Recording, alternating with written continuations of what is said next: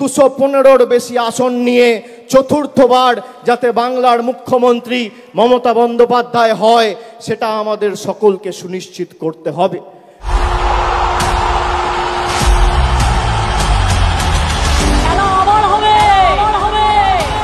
2026-এর খেলাটা আর একটু জোরে মারতে হবে। যত মত তত পথ, সর্বধর্ম সমন্বয়। এবারে জামানত জব্দ করার পালা। মাথায় রাখবেন, এটা challenge, it's a challenge. Will you accept that challenge? যখন রাজ্যের শাসক দল তৃণমূল কংগ্রেস 2026 বিধানসভা নির্বাচনের টার্গেট স্থির করছে, সেনাবাহিনী মাঠে নামাচ্ছে, প্রস্তুতি শেষ করে ফেলেছে, তখন আমাদের রাজ্যের বিরোধী দলগুলো কোথায় দাঁড়িয়ে রয়েছে? আমাদের রাজ্যের প্রধান বিরোধী দল ভারতীয় জনতা পার্টি তখন ব্যস্ত রয়েছে মণ্ডল সভাপতি নির্বাচন নিয়ে। যে মণ্ডল সভাপতি নির্বাচন ঘিরে একাধিক জেলা থেকে উঠে আসছে ক্ষোভ বিক্ষোভের ছবি, আগুন জ্বলছে, পোস্টার পড়ছে, তালা ঝুলছে পার্টি অফিসে। আর বামেরা রয়েছে কমিটি গঠনে, কেউ ব্যস্ত কমিটি গঠনে, কেউ ব্যস্ত মণ্ডল সভাপতি নির্বাচনে। যে তৎপরতাটা বিরোধীদের হওয়া দরকার ছিল, বর্তমানে সেই তৎপরতা কিন্তু আমরা দেখতে পাচ্ছি শাসক দল তৃণমূল কংগ্রেসের মধ্যে। আপনারা যদি একটু ফ্ল্যাশব্যাকে ফিরে যান, তাহলে 2020 অর্থাৎ 2021 বিধানসভা নির্বাচনের প্রায় 1 বছর আগে থেকে আপনারা দেখবেন চ্যাটার ফ্লাইট শুরু হয়ে গিয়েছিল, যোগদান মেলা শুরু হয়ে গিয়েছিল, সাজো সাজো রবে ছিল বঙ্গ বিজেপি।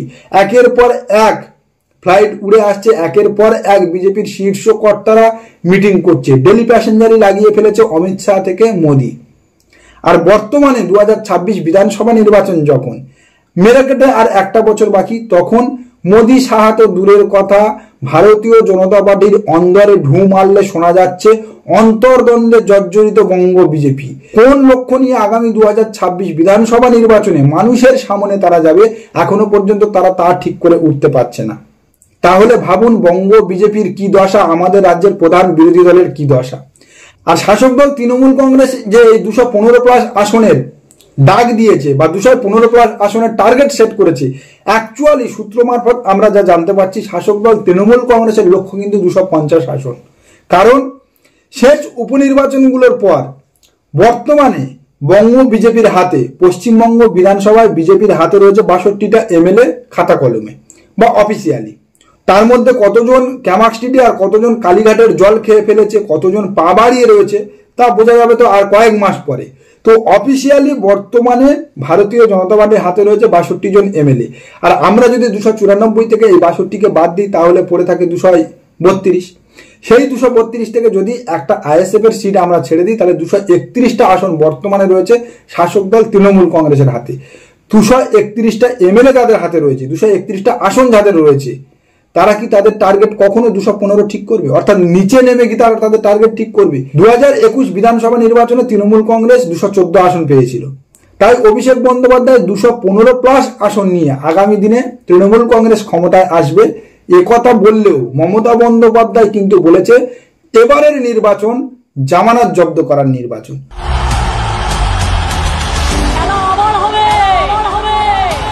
2026-এর খেলাটা আর একটু জোরে মারতে হবে। যত মত তত পথ, সর্বধর্ম সমন্বয়। এবারে জামানত জব্দ করার পালা, আর মিথ্যের কাছে আত্মসমর্পণ নয়। আর মমতা বন্দ্যোপাধ্যায়ের এই একটা ছোট্ট কথার মধ্যে কিন্তু অনেক বড় ইঙ্গিত লুকিয়ে আছে। মমতা বন্দ্যোপাধ্যায় প্রচ্ছন্নভাবে এটাই বলতে চেয়েছে যে আগামী 2026 বিধানসভা নির্বাচনে এমন একটা ফলাফল আনতে হবে, এমন একটা ফলাফল গেইন করতে হবে যেন পশ্চিমবঙ্গ বিধানসভায় বিরোধী দল বলে কোনো দল না থাকে, বিরোধী দলের তকমা যেন ভারতীয় জনতা পার্টি না অর্জন করতে পারে, তেমন লক্ষ্য নিয়ে আমাদেরকে ঝাঁপাতে হবে। কারণ মমতা বন্দ্যোপাধ্যায়ের মতো পোরখা রাজনীতিবিদ খুব ভালোভাবে জানে পশ্চিমবঙ্গ বিধানসভায় যখন বিরোধী শক্তি শক্তিশালী হয়েছে, তখন কিন্তু বিরোধী শক্তি অনায়াসে শাসক দলকে গিলে নিয়েছে। যেমন আমরা দেখেছি কংগ্রেসের সময় কিন্তু তেমন কোনো স্ট্রং বিরোধী শক্তি ছিল না পশ্চিমবঙ্গ বিধানসভায়। কংগ্রেস পিরিয়ডে বামেরা কিন্তু ততটা শক্তিশালী ছিল না। কংগ্রেস পিরিয়ডের পর বামেদের উত্থান কিন্তু হয়েছে ধূমকেতুর মতো, একেবারে লিফটে করে, সিঁড়ি চড়ে নয়। পশ্চিমবঙ্গে বামেরা যখন ক্ষমতায় এসেছিল হঠাৎ এসেছিল, এই নয় যে একটা স্ট্রং বা শক্তিশালী বিরোধী দলের জায়গা থেকে পশ্চিমবঙ্গে বামেরা ক্ষমতায় এসেছিল। পরবর্তী চ্যাপ্টার আমরা যদি দেখি বামেদের সময়ও, বামেরাও কিন্তু তৃণমূল কংগ্রেসকে তেমন ভাবে মাথা তুলে দাঁড়াতে দেয়নি বা কংগ্রেসকে তেমন ভাবে মাথা তুলে দাঁড়াতে দেয়নি। পশ্চিমবঙ্গ বিধানসভায় বিরোধীরা বিগত সময় কখনো শক্তিশালী ছিল না। আমরা পশ্চিমবঙ্গে কখনো শক্তিশালী বিরোধী দল পাইনি বা শক্তিশালী বিরোধী শক্তি পাইনি, যেটা গণতন্ত্রের জন্য কখনো কাম্য নয় বা গণতন্ত্রের জন্য কখনো শুভ নয়। হঠাৎ যখন পশ্চিমবাংলায় বিজেপি শক্তি বৃদ্ধি করলো, বিজেপি মাথাচাড়া দিয়ে উঠল, পশ্চিমবঙ্গ বিধানসভায় বিজেপি প্রধান বিরোধী দলের আসন নিল, তখন কিন্তু মমতা বন্দ্যোপাধ্যায় প্রমাদ গুনতে শুরু করলো। কারণ মমতা বন্দ্যোপাধ্যায়ের মতো পোড় খাওয়া অভিজ্ঞ রাজনীতিবিদ খুব ভালোভাবে জানে পশ্চিমবঙ্গ বিধানসভায় বিগত দিনে কোনো রাজনৈতিক দল বা ক্ষমতাসীন রাজনৈতিক দল শক্তিশালী বিরোধী শক্তি রাখেনি। আর যদি সেই ভুলটা মমতা বন্দ্যোপাধ্যায় করে, তাহলে সেটা আগামী দিনে মমতা বন্দ্যোপাধ্যায়ের জন্য বড় ক্ষতি নিয়ে আসবে। যে কারণে আগামী 2026 বিধানসভা নির্বাচনে জামানত জব্দের নির্বাচন বলে মমতা বন্দ্যোপাধ্যায় হুঙ্কার ছেড়েছে। মমতা বন্দ্যোপাধ্যায় চাইছেন আগামী 2026 বিধানসভা নির্বাচনে পশ্চিমবঙ্গ বিধানসভায় তৃণমূল কংগ্রেসকে এমন একটা সংখ্যার আসন নিয়ে, এমন একটা মেজরিটি নিয়ে ক্ষমতায় আসতে হবে, ক্ষমতায় ফিরতে হবে, যাতে করে পশ্চিমবঙ্গ বিধানসভায় বিরোধী দলের মর্যাদা কোনো রাজনৈতিক দল না পায়। অর্থাৎ বিরোধী দলের তকমা যেন ভারতীয় জনতা পার্টি না ধরে রাখতে পারে। কারণ ভারতীয় জনতা পার্টি কেন্দ্রে ক্ষমতায় রয়েছে, ভারতীয় জনতা পার্টির কাছে অর্থবল, লোকবল, পেশিবল, আদালতের এক অংশ, এজেন্সি, সমস্ত কিছু আছে। আর যদি পশ্চিমবঙ্গ বিধানসভায় আবার ভারতীয় জনতা পার্টি শক্তিশালী বিরোধী দল হিসাবে ফিরে আসে, তাহলে অন্যান্য রাজ্যের যেভাবে ভারতীয় জনতা পার্টি ক্ষমতা দখল করেছে, অন্যান্য রাজ্যের যেভাবে ভারতীয় জনতা পার্টি নির্বাচিত সরকার ফেলে দিয়েছে, সেভাবে আগামী দিনেও পশ্চিমবঙ্গে ভারতীয় জনতা পার্টি স্ট্রংলি ঘোড়া কেনাবেচার কাজ করবে।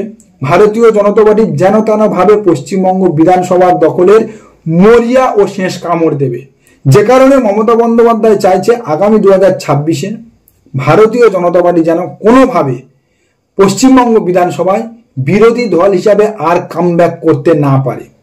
আর ঠিক এই কারণে 2026 বিধানসভা নির্বাচনের এত আগে থেকে তৃণমূল কংগ্রেস প্রস্তুতি শুরু করে দিয়েছে, তৃণমূল কংগ্রেস মাঠে নেমে গিয়েছে, তৃণমূল কংগ্রেস টার্গেট বেঁধে দিয়েছে। যে প্রস্তুতিটা বিরোধীদের নেওয়া দরকার ছিল, যে অবস্থানটা বিরোধীদের হওয়া উচিত ছিল, সেই অবস্থানটা কিন্তু শাসক দল নিয়েছে।